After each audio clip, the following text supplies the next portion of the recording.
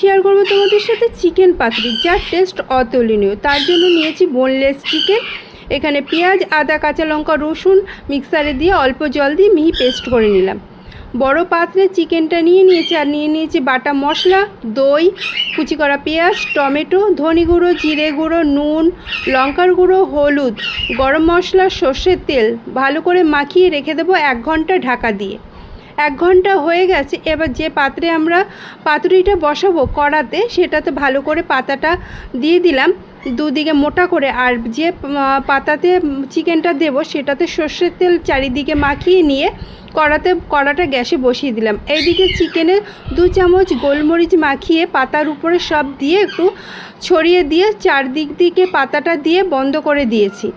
এবার মাঝে মাঝে একটু নাড়িয়ে ঘুরিয়ে ঘুরিয়ে দিতে হবে। দেখো জলটা যখন তেল বেরিয়ে আসবে তখন কড়া থেকে নাবিয়ে নিয়ে উপরে পাতা দিয়ে এরকম ঠিকভাবে উল্টে আবার কড়াতে দিয়ে দিতে হবে। উপরে পাতাটা তুলে দিলাম, উপর দিয়ে দিলাম সর্ষের তেল, আবার পাতা দিয়ে ঢাকা দিয়ে রেখে দেবো 10 মিনিট। 10 মিনিট পরে পাতাটা দেখো উপরের পাতাটা কালার চেঞ্জ হয়ে গেছে আর চিকেন থেকে তেল বেরিয়ে গেছে। তাহলে আমাদের হয়ে গেছে চিকেন পাতুরি। হেভি টেস্ট হয়েছিল, অবশ্যই বাড়িতে বানিয়ে দেখতে পারো। অনেকেই আছে বোনলেস চিকেন খায় না, তাদের জন্য এই রেসিপিটা একদম বেস্ট।